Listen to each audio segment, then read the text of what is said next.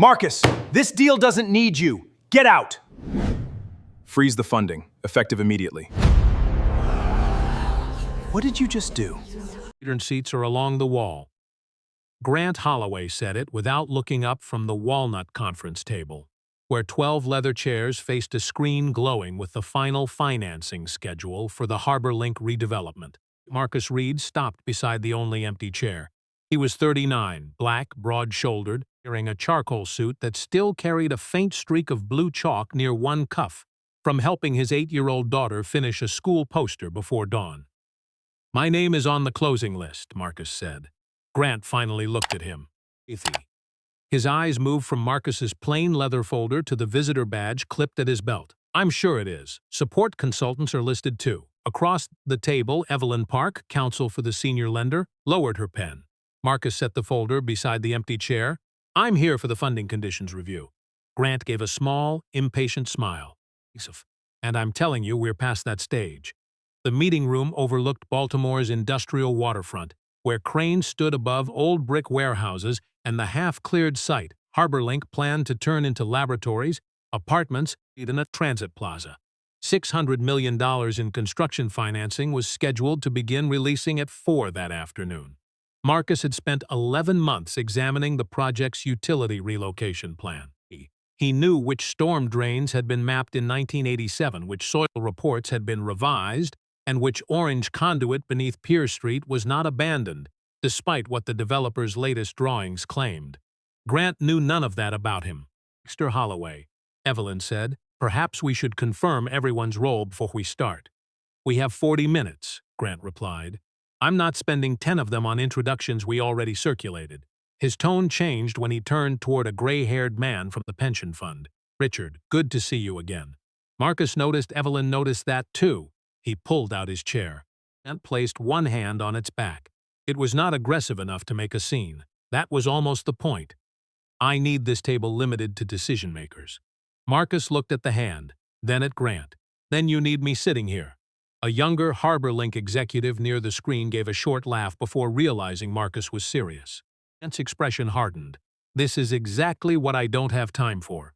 If your firm has technical comments, email them after closing." "They can't be submitted after closing." "They can." "No." The word came out sharper than Marcus intended.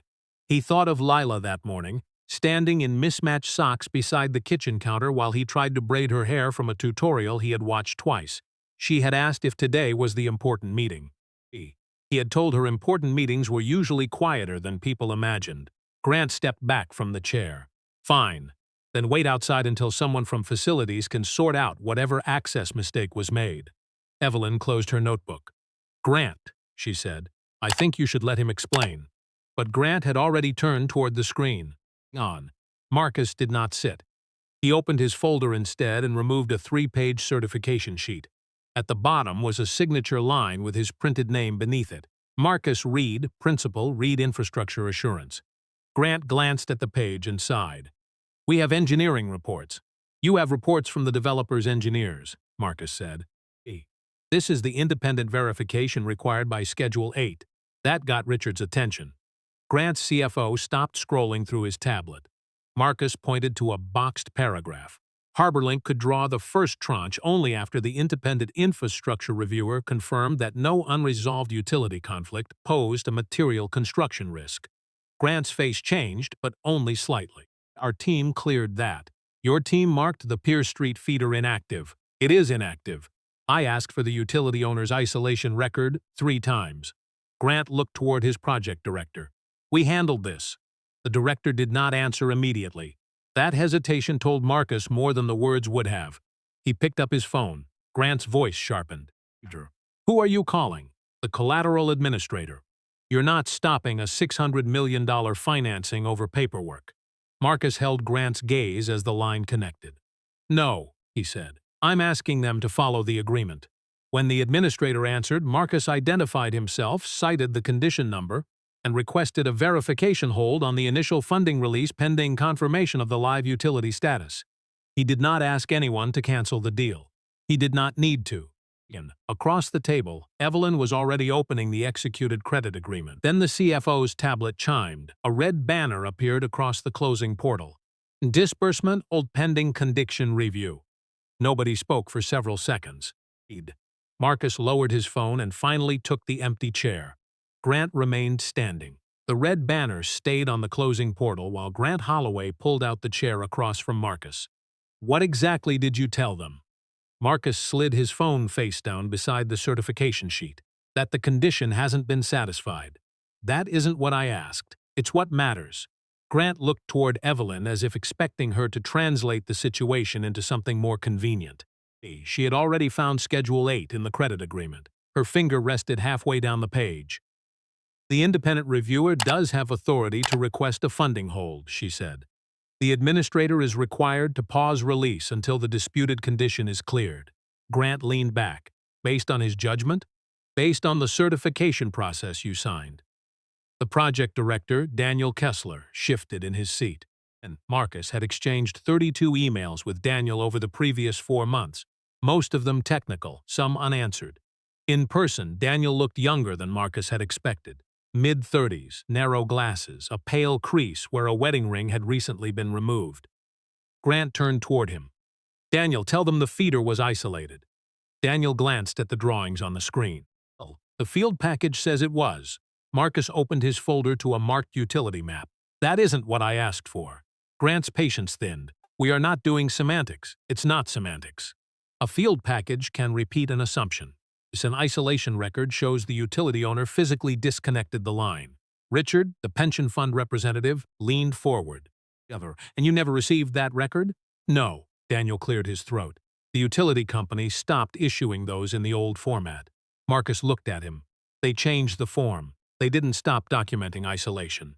For the first time, Daniel met his eyes. Marcus saw recognition there. Got surprise. Recognition. Evelyn noticed it too. Daniel, she said, did you request the current form? Grant cut in. We're getting buried in process. The site has been surveyed. The engineers signed off. Construction crews have already mobilized. Marcus turned one page. A color photograph showed a utility access vault beside Pierce Street, its steel lid painted with a faded red identifier. This was taken Tuesday. Grant barely looked at it.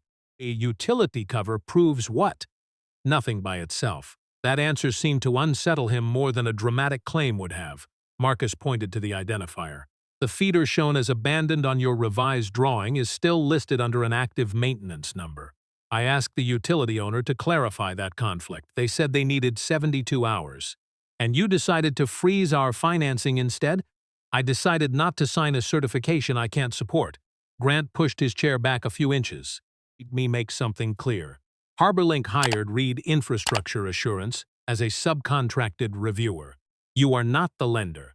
You are not the developer. You are not sitting on our investment committee.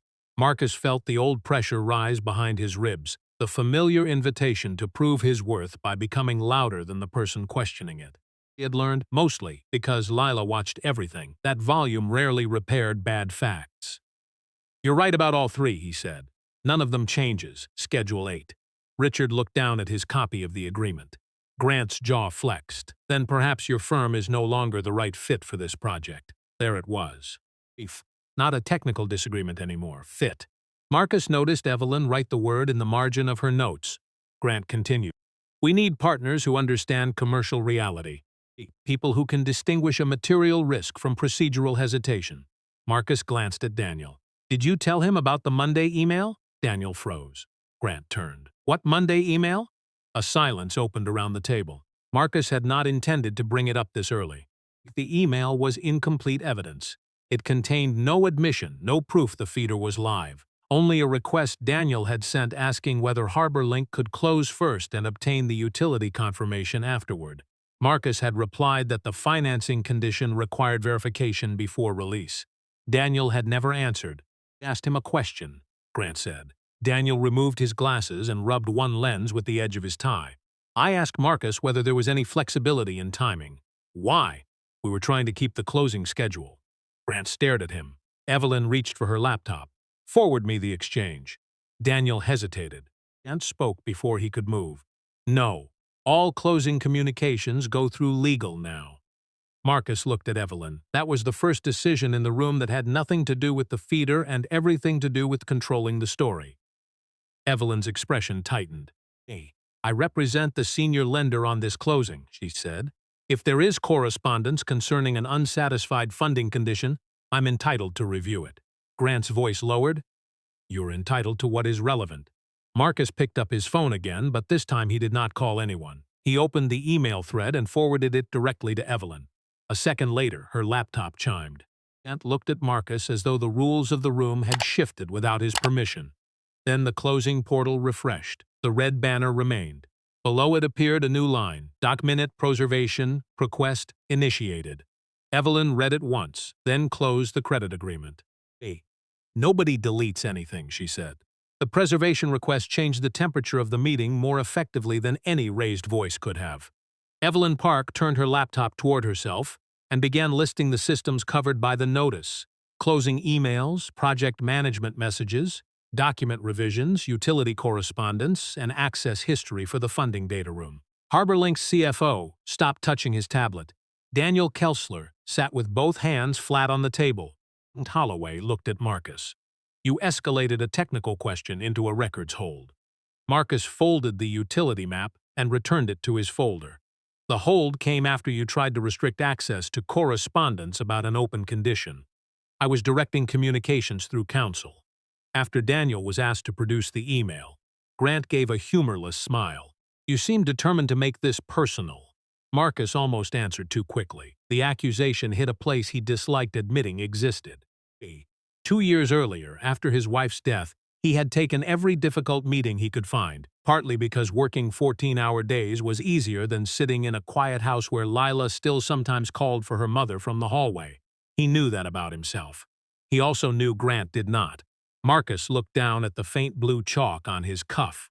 This isn't personal, he said. But I'm not going to pretend procedure only matters when it helps the closing. Evelyn interrupted before Grant could respond. The administrator wants written confirmation of the reviewer's position within 30 minutes. Grant turned to Marcus. Then send them a narrow statement. The isolation document is pending. Nothing more. Marcus opened his laptop. And that was where he made his mistake. He wanted the wording so precise that Grant could not accuse him of overstating the problem. Instead of writing that the condition remained unsatisfied because the isolation record was absent and the active maintenance number was unresolved, Marcus drafted 3 careful paragraphs explaining what the available documents did and did not establish. Evelyn read over his shoulder. This is technically accurate, she said, and seized on the hesitation. But it may be too qualified for an administrator deciding whether the condition is open. Marcus knew she was right. He hated that she was right. The careful wording gave HarborLink room to argue that the issue was merely documentary. Grant leaned toward the speakerphone. Send it. Marcus did not. His phone buzzed against the table. Lila's school. For a second, he stared at the name, irritated at the time. Then, ashamed of the irritation, he had promised to answer if they called. Her class presentation was that afternoon, and she had been anxious about speaking in front of everyone since Monday. Excuse me. Grant looked toward the clock. Marcus stepped into the corridor. The school secretary told him Lila had developed a stomachache before her presentation. No fever. No vomiting. She was sitting in the nurse's office and insisting she was fine enough to stay. Can I talk to her? There was shuffling, then his daughter's voice. Dad? Hey, Bluebird, I didn't chicken out. I didn't say you did. I just needed 5 minutes. Marcus leaned against the glass wall of the conference suite. Through it, he could see Grant speaking urgently to Daniel. The 5, Marcus said. Then decide what you can actually do, not what you think everybody wants you to do. Lila was quiet. Okay. After they hung up, Marcus remained in the corridor another moment. He looked at his draft again. Then he deleted most of it. When he returned, Grant was standing beside Daniel's chair. We're waiting, Grant said. Marcus typed 4 sentences. The independent certification required under Schedule 8 had not been issued. The utility isolation record had not been produced. An active maintenance identifier remained associated with the feeder shown as abandoned on the developer's drawing. Reed Infrastructure Assurance could not certify the funding condition until that conflict was independently resolved. Evelyn read it. Yes. Grant's expression hardened. You're turning an administrative gap into a material defect. No, Marcus said. I'm stating what I know and stopping where I don't. He sent the statement. 7 minutes later, the collateral administrator replied. The initial disbursement would remain on hold. More importantly, the administrator requested direct verification from the utility owner before reconsidering release. Daniel lowered his head. Grant stared at the screen. Then his CFO's phone began ringing. The planned 4 o'clock release would not happen. Contractors expecting mobilization funds would have to be notified. Interest calculations would shift. HarborLink's carefully staged closing day had just crossed a line that could not be undone by finishing the meeting on time. Grant walked to the window. "You understand what you've cost us today?" Marcus closed his laptop. "I understand what I refuse to certify." Behind him, Daniel spoke so softly that Marcus nearly missed it. "There's something else about the drawing." Marcus turned. Daniel was no longer looking at Grant. He was looking at Evelyn. Daniel Kessler kept his eyes on Evelyn Park. "The drawing in the closing package isn't the last version we received from the survey team." Grant turned from the window. "What are you talking about?" Daniel swallowed. "There was a revision on Thursday." Marcus felt the answer settle before Daniel finished saying it. The revised drawing had never appeared in the data room. Evelyn pulled her laptop closer. "Who received it?" "Project Controls." Grant's office. "I think legal was copied, but I'd have to check." Grant stepped away from the glass. "You think?" Daniel's voice thinned. "I didn't upload it." "Why not?" "Because we were still trying to reconcile it." Marcus leaned forward. "It changed." Daniel looked at him now. The surveyor marked the feeder's status as unresolved. Nobody at the table moved. The distinction was small enough to fit inside one word and large enough to justify the entire hold. On the version Marcus had been given, the line beneath Pier Street was labeled abandoned.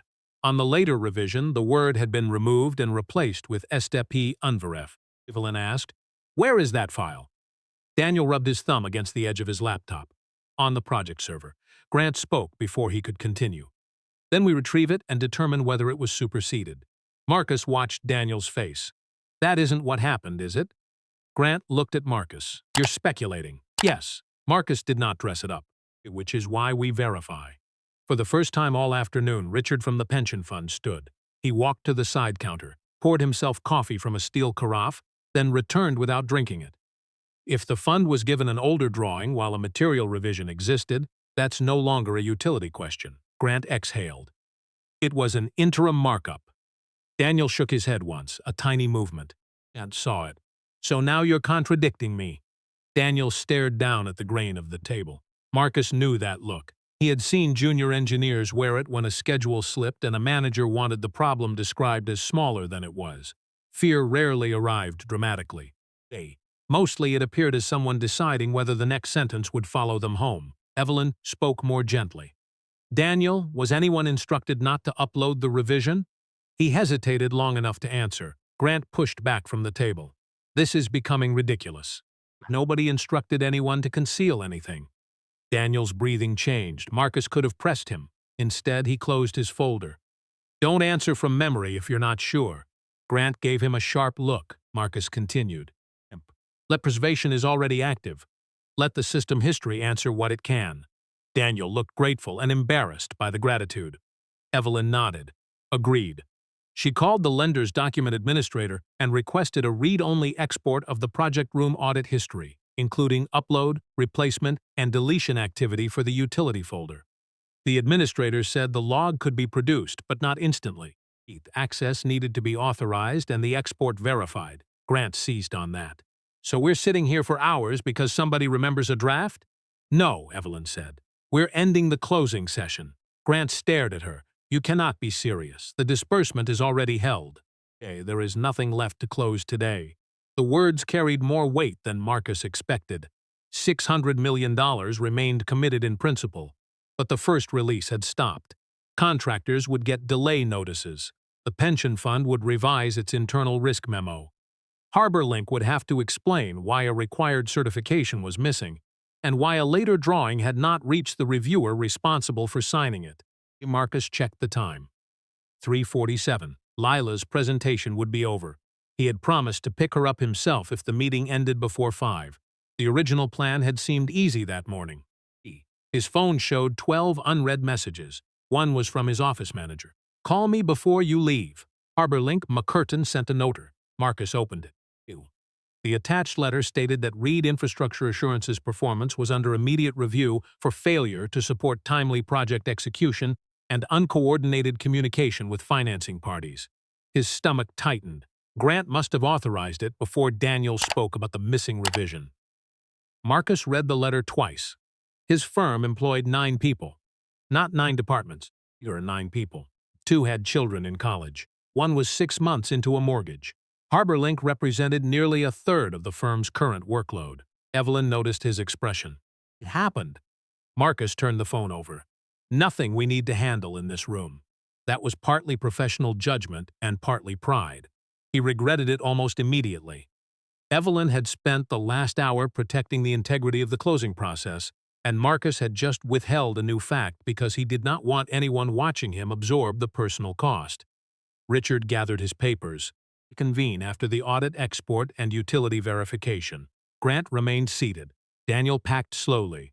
Marcus headed for the door, then stopped beside him. "When you get home," Marcus said quietly, "write down what you remember. Dates, requests, who was present. Don't improve it. Don't guess." Daniel nodded.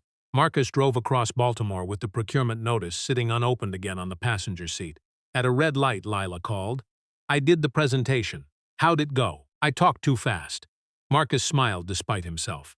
"Things in the family." She laughed. For 3 blocks, they talked about construction paper and a classmate who had dropped an entire box of markers. Then Lila asked, "Did your important meeting go okay?" Marcus looked at the notice beside him. "No," he said, "but I think I did." That evening, after Lila went upstairs to change, Marcus finally called his office manager. She did not bother with hello. "Marcus, they suspended every open work order." The words emptied the room around him. The funding hold had lasted less than 2 hours. The retaliation had already reached his payroll. Marcus stood in his kitchen with HarborLink's suspension notice open on the counter and a saucepan of tomato soup beginning to catch at the bottom. "Dad." He looked up. Lila was holding the grilled cheese sandwich he had forgotten to flip. "Smoke, right." He moved the pan, opened the window, and scraped the blackened edge with a spatula.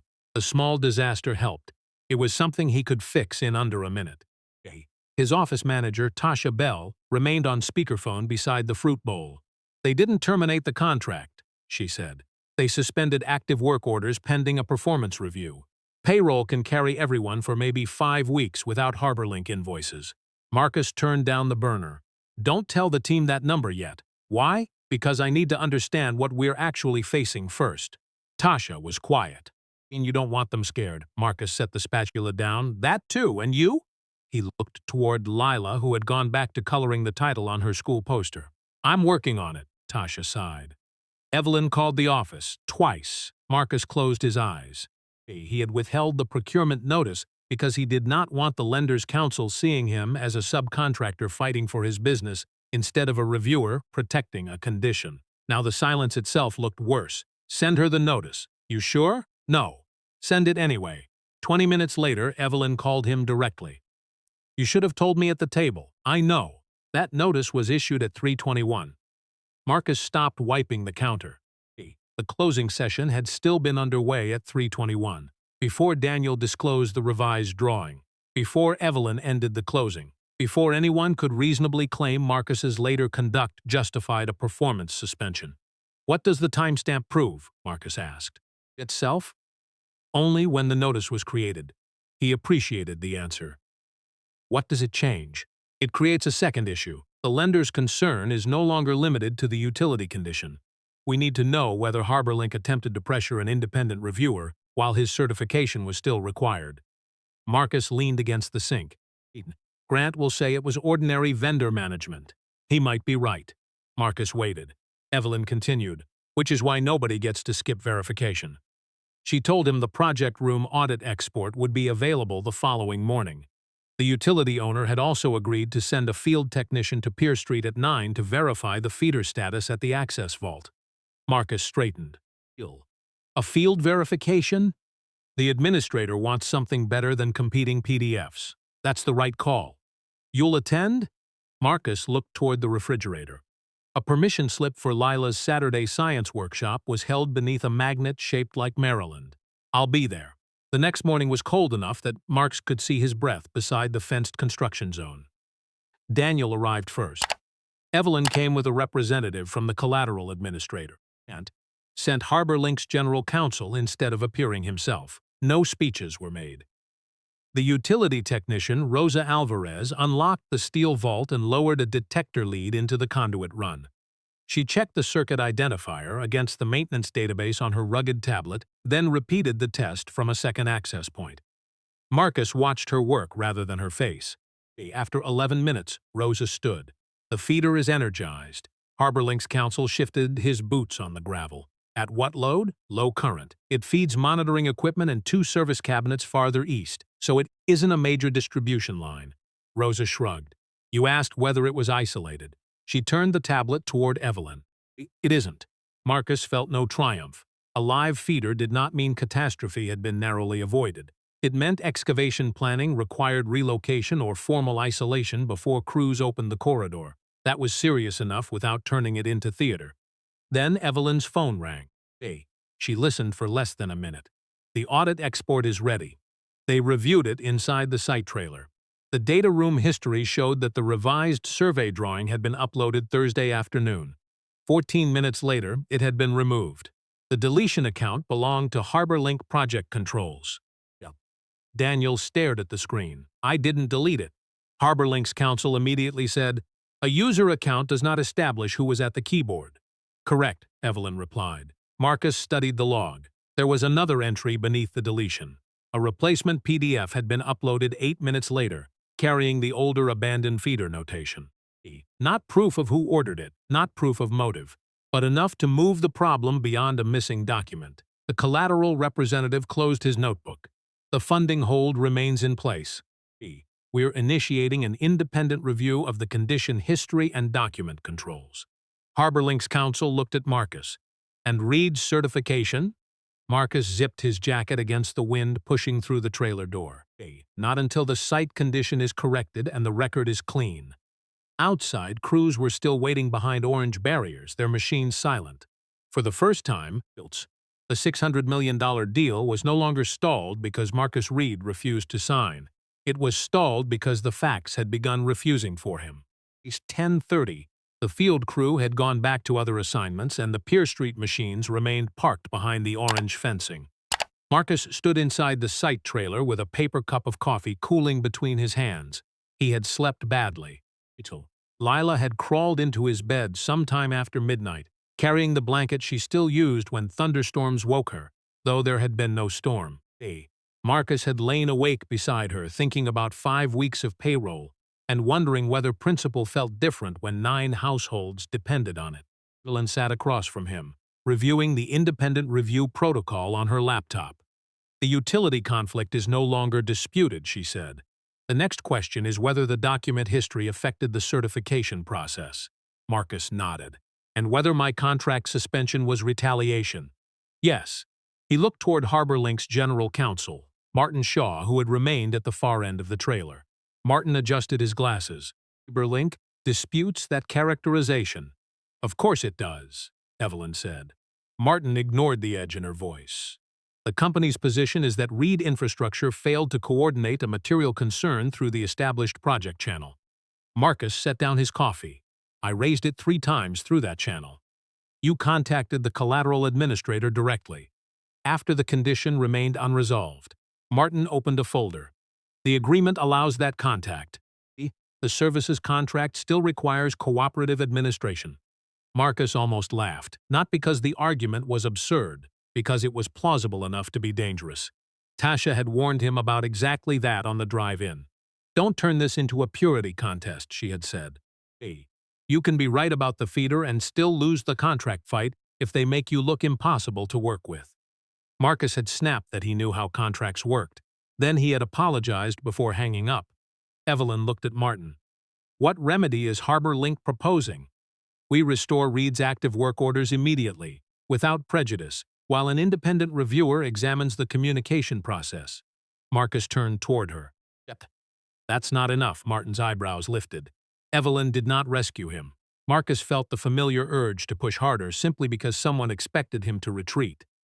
What do you want? Martin asked. a written preservation instruction covering procurement, communications, project controls, and executive correspondence related to my firm. And no change to our scope until the review is complete. Martin shook his head.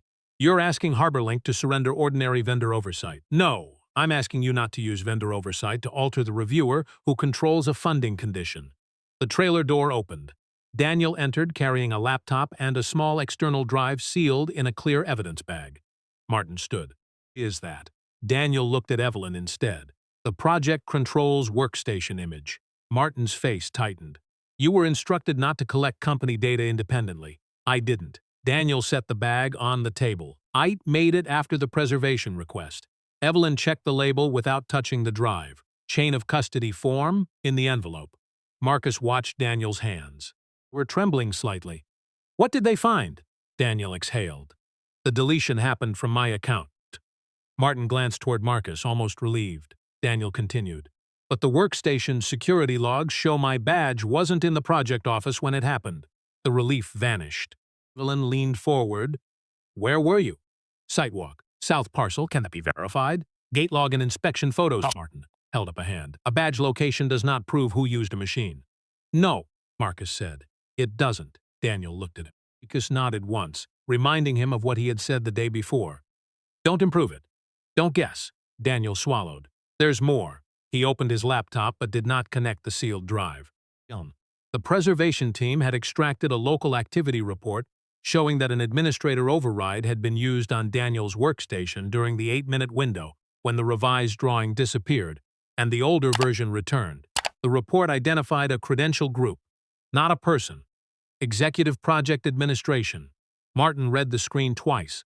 The group has multiple users. 4, Daniel said. Evelyn asked, including whom? Daniel hesitated. Grant's Chief of Staff, Project Controls Director, IT Administrator. Marcus felt his pulse quicken, then forced himself back to the actual evidence. 4 people was not one person. An administrator credential was not motive. The facts were getting stronger, but they were not finished. Evelyn closed Daniel's laptop. This goes to the independent reviewer exactly as preserved. Martin rubbed a hand over his mouth. Then his phone vibrated. He read the message and looked at Marcus. HarborLink has authorized restoration of Reed's work orders effective immediately. Marcus should have felt relief. Instead, he thought of Tasha calculating payroll at the kitchen table in her apartment and of how quickly the suspension had been issued compared with how carefully every correction now had to be negotiated. Put it in writing, he said. Martin's expression sharpened. It's being drafted, then I'll wait for the draft. Evelyn gave Marcus a look he could not immediately read. Outside, a backup alarm sounded as a loader moved somewhere beyond the fence. For the first time that morning, the site seemed alive again, though the machine's nearest Pier Street remained still. His phone buzzed. A text from Lila. I got into science workshop. Under it were 6 rocket emojis. He smiled before he could stop himself. Daniel noticed. Good news? Yeah. Marcus typed back with both thumbs. Proud of you, Saturday is yours. Then he looked at the sealed drive on the table. Till Saturday would have to stay hers. Whatever this investigation became, Marcus was no longer willing to let HarborLink decide which parts of his life were expendable. Evelyn's laptop chimed with a new notice from the collateral administrator. Independent review scheduled for the following morning. All 4 executive administration credential holders were ordered to preserve devices and provide access records. Grant Holloway was no longer controlling the timetable, but now Marcus had a harder question than whether the feeder was live. He had to help prove who altered the record without pretending the evidence already knew the answer. The independent review began at 8 the next morning in a temporary conference room at the lender's Baltimore office. No one sat at the head of the table. Marcus noticed that first. Evelyn Park had arranged the room so the project records were displayed on one screen and the credential access timeline on another. Grant Holloway arrived with Martin Shaw and an outside employment lawyer Marcus had never met. Daniel came alone. The collateral administrator opened the session. We are not here to decide intent, she said. We are here to establish sequence, access, and consequence. Marcus appreciated the distinction. Grant did not. How long is this going to take? As long as the record requires. The first layer was simple. Thursday, 2:14 p.m. The survey team uploaded the revised drawing marking the Pier Street feeder as unverified. At 28 p.m., that file was deleted. 2:36 p.m., the prior version, still marked abandoned, was restored. Grant folded his arms. You already know all of that. The administrator clicked to the next screen. The second layer showed credential activity. Daniel's ordinary account authenticated at 1:52 p.m. At 2:22, an executive project administration override opened his workstation remotely. At 2:27, the revised drawing was accessed. At 2:28, it disappeared. Martin leaned forward. Remote access from where? The administrator looked toward an IT forensic specialist seated near the wall. Corporate network. Executive floor subnet. Grant's expression barely changed. That still includes multiple users. Yes, the specialist brought up a third record. 4 members belonged to the credential group, but only 2 had active sessions on the executive subnet during the relevant window: Grant Holloway and his chief of staff. Marcus looked at Daniel. Daniel did not look back, and spoke carefully now. Active session does not mean active use. Correct, the specialist said. Martin's shoulders eased a fraction. Then Evelyn asked, "Do we have device-level records?" The specialist nodded. Grant's laptop had authenticated into a board presentation room at 2:03 and remained there through 3:01. His chief of staff's workstation opened an administrator console at 2:21. Grant turned toward Martin. The employment lawyer began writing.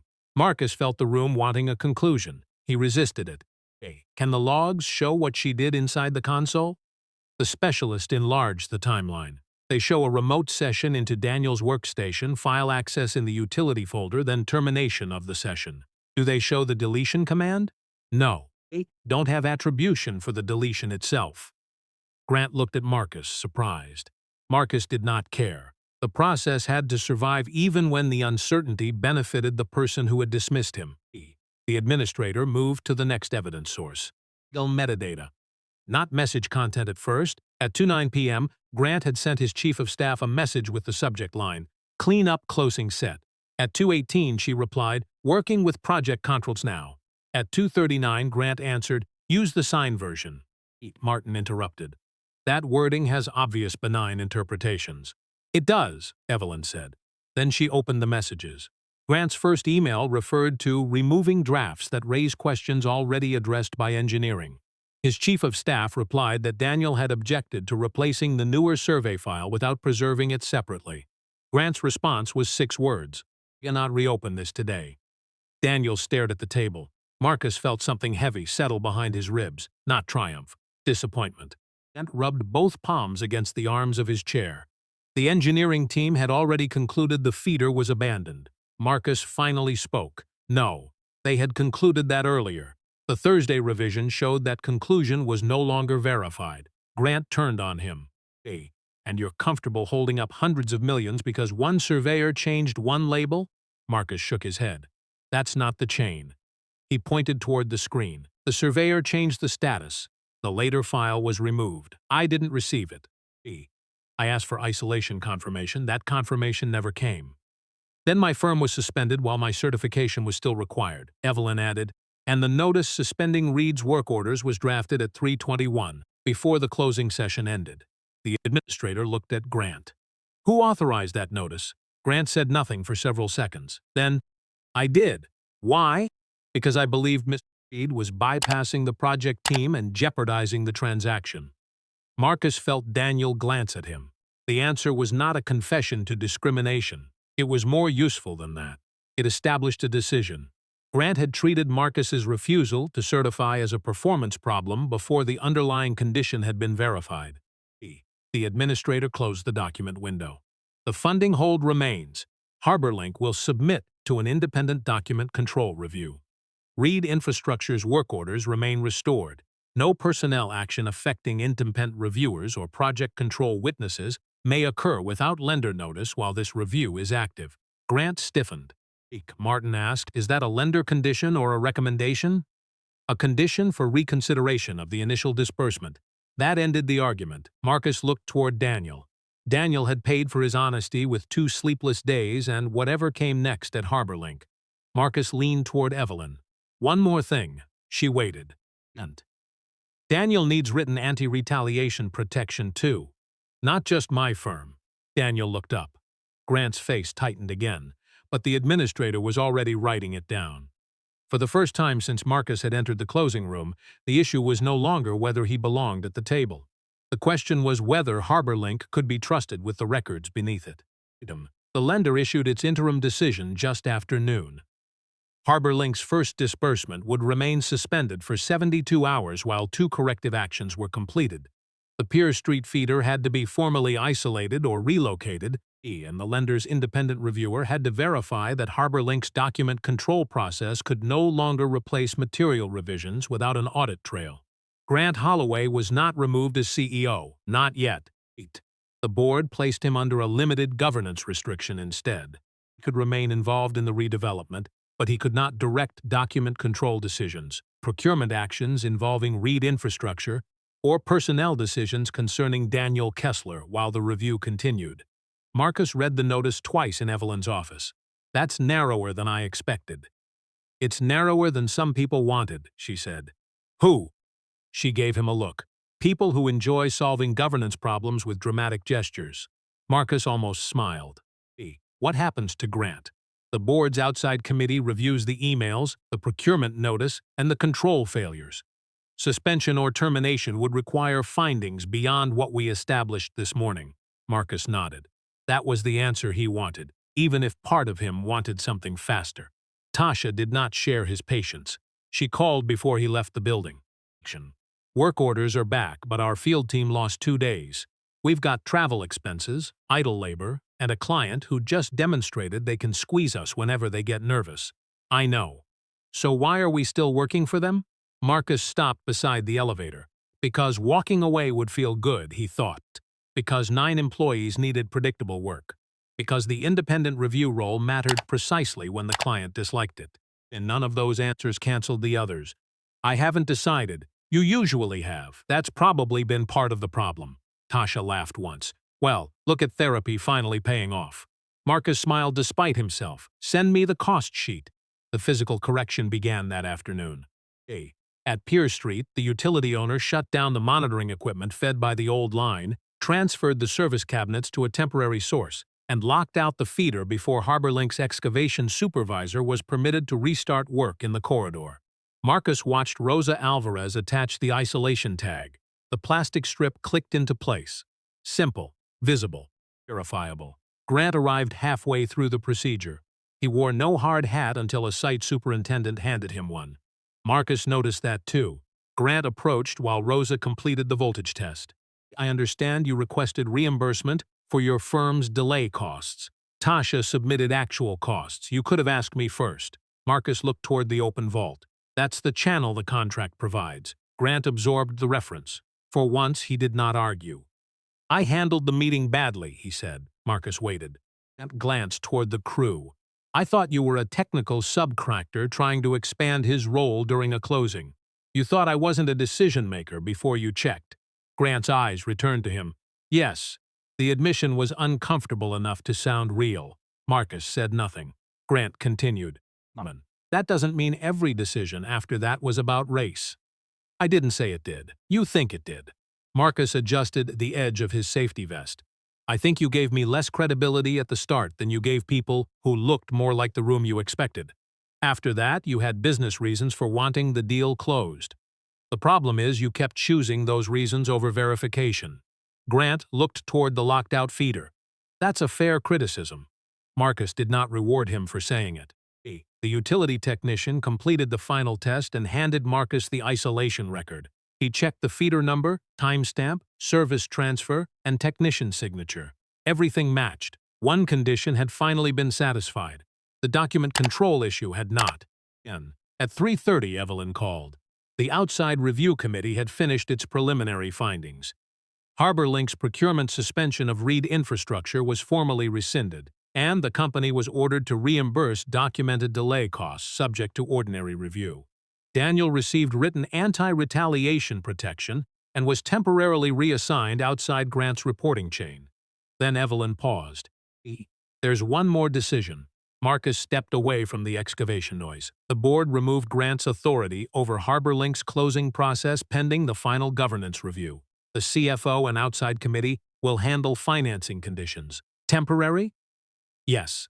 Marcus looked across the site. Grant was speaking to the superintendent, listening more than talking. That makes sense. You don't sound satisfied. I'm not sure satisfied is the goal. Evelyn was quiet for a beat. The lender may release the first tranche tomorrow if you certify the corrected site condition and the document control remedy passes testing. Marcus looked at the isolation record in his hand. $600 million had become a headline-sized number inside the dispute, but the actual decision still came down to smaller things. One feeder, one missing revision, one signature he had refused to give before the facts supported it. I'll certify what's been corrected, he said. Nothing more. That evening, Marcus opened Tasha's cost sheet at his dining table. Leela sat across from him building a cardboard rocket for Saturday's workshop. You're doing the work face, she said. Face? She narrowed her eyes and pushed her lips together in a painfully accurate imitation. Marcus laughed. Apparently that one. He closed the laptop. For the next 20 minutes, the $600 million deal waited while he helped his daughter figure out why one cardboard fin kept leaning left. The document control test began at 9, the next morning with a file HarborLink had never seen before.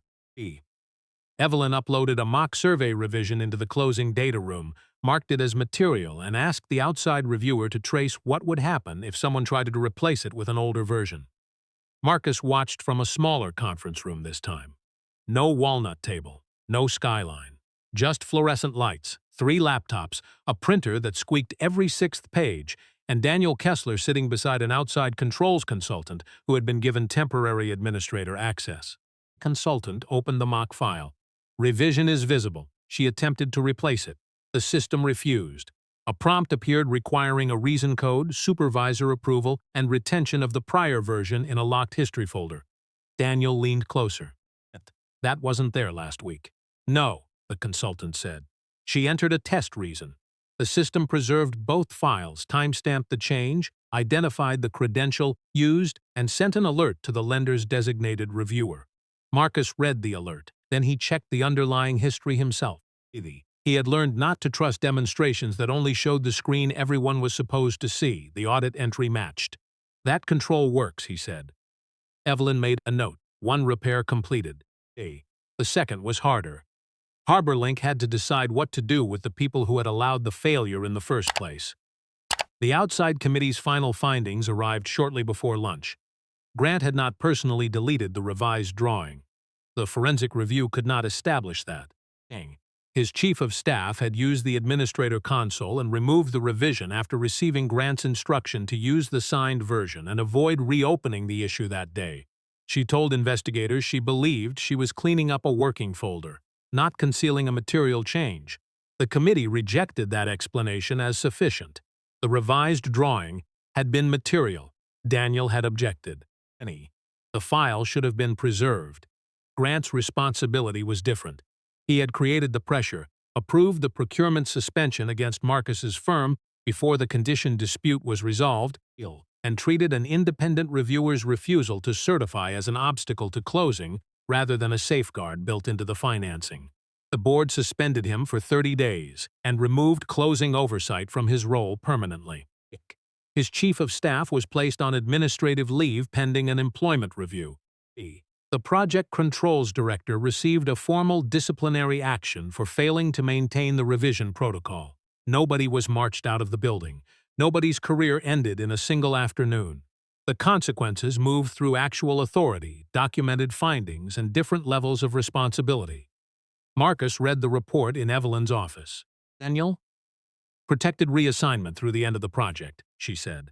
And the board approved a direct escalation path for project control staff who believe a material record is being suppressed. Marcus nodded. What about Reed? Your delay costs were approved this morning, he exhaled. That mattered more than he wanted to admit. Tasha had already stretched vendor payments and delayed replacing 2 field tablets. Reimbursement meant the firm would not have to absorb the price of HarborLink's retaliation. Evelyn slid another page toward him. There's also a proposed contract amendment. Marcus read it. Reed Infrastructure would remain independent from HarborLink procurement for all certification decisions. Performance disputes related to financing conditions would route through a joint review process instead of being handled solely by the developer. It was the protection Marcus should have demanded when he first accepted the assignment. Sign today? Evelyn asked. No. She smiled slightly. Good. I'm taking it to council. Better. That afternoon, Marcus returned to Pierce Street. The excavation corridor had reopened. The old feeder was locked out, the new routing plan had been marked in white paint across the pavement, and a crew was cutting the first narrow section of asphalt. Grant stood near the fence. He looked tired. I read the findings, Marcus said. Grant nodded. They were fair. Marcus was not sure whether Grant believed that or had finally learned not to argue with every conclusion that cost him something. Grant looked toward the crew. I owe you an apology. Marcus waited. I dismissed you before I knew your role. Then I treated your refusal to sign as disloyalty instead of asking whether the problem was real. Marcus looked at him. It's closer. Grant accepted the correction. I'm sorry. Marcus did not tell him it was fine, it was not, but he nodded once. Use the 30 days. Grant gave a tired laugh. Advice? No, just what I'd do. Marcus walked back toward his car. His phone buzzed. A picture from Lila filled the screen. Her cardboard rocket now stood upright on 4 straight fins. Under it, she had typed, "Fix the left one." Marcus stopped beside the fence and smiled. Behind him, the excavation saw started cutting into Pierce Street exactly where the verified plan said it could. 30 days later, Marcus Reed sat at the same waterfront development site where the financing had nearly closed on an unresolved utility conflict. This time, nobody asked him to move. The first construction draw had been released 3 weeks earlier. After the feeder isolation was verified, HarborLink's document control system passed its audit, and Marcus signed only the certification he could actually support. The funding had not been canceled. It had been delayed, reviewed, and released under corrected conditions. The distinction mattered. So did everything that happened afterward. HarborLink's board completed its governance review and made Grant Holloway's restrictions permanent. Grant remained CEO, but closing oversight, independent review disputes, and material document controls were transferred to a new committee led by the CFO and outside counsel. The board also required quarterly audits of revision history on financed projects for the next 2 years. Grant's chief of staff resigned before her employment review concluded. The project controls director stayed, but only after completing corrective training and accepting a written performance action. Daniel Kessler was promoted into a newly created quality controls role that reported outside the development chain he had once been afraid to challenge. The lender published none of their names. It published the control changes. Marcus preferred that. At Reed Infrastructure, the reimbursed delay costs covered payroll, travel, and the field time HarborLink had suspended. The amended contract also separated certification judgments from ordinary procurement pressure. Tasha made Marcus read that clause twice before she let him sign. You missed it the first time, she told him. I know. You hate when I'm right. I hate your enthusiasm about it. She grinned. That was the closest either of them came to celebrating the contract. Marcus had considered walking away. Instead, he kept the assignment under the new terms. Not because HarborLink deserved loyalty, because the work still mattered, and because leaving every institution the moment it failed would guarantee that only the people comfortable with failure stayed inside it. He also changed something at his own firm. A Reed Infrastructure employee received a written escalation path, allowing them to challenge Marcus himself if they believed schedule pressure was influencing a certification call. Tasha read that policy too. You realize they're going to use this on you. They should. Growth. Disturbing. On Saturday morning, Marcus was nowhere near Pierce Street. He sat on a folding chair in a public school gymnasium, while Lila stood beside a cardboard rocket wearing safety goggles 2 sizes too large. The science workshop had filled the room with poster boards, extension cords, vinegar, baking soda, and parents trying not to interfere. Marcus kept both hands in his pockets. That was harder than any closing. Leela adjusted the rocket's launch tube and looked toward him. He raised his eyebrows. Excuse no instructions. Her first launch failed. The rocket tipped sideways and rolled beneath a table. A boy nearby laughed. Leela stared at the floor for 1 second too long. Marcus felt his body start to rise. Then she crouched, retrieved the rocket, and inspected the base. The left fin again, she muttered. Marcus sat back down. She reinforced it with tape, adjusted the tube, and tried a second time. The rocket climbed high enough to strike one of the hanging basketball nets. Lila screamed. So did half the gym. Marcus laughed until his eyes watered. Later, while they packed her materials, his phone vibrated. He almost ignored it. The message came from Daniel, not HarborLink. Daniel had attached a public notice from a different redevelopment consortium across the state. The consortium was seeking an independent controls advisor after an internal audit found repeated conflicts between field revisions and financing records. Below the notice, Daniel had written, "They asked if I knew someone who would tell them no before it became expensive." Marcus read the sentence twice. Lila was trying to force the rocket into a box that was clearly too small. "You doing the work face again?" she asked. "Maybe. It's Saturday." I know, he did not call anyone. He did not open the attached request for qualifications. He forwarded it to Tasha with one line, Monday. Then he put the phone away and helped Lila carry the rocket outside. The morning air was bright and cold. She held the box against her chest while one repaired fin stuck out through the top, crooked but holding. Marcus took the heavier end. This time, when they walked toward the parking lot, he let the unopened opportunity stay exactly where it was.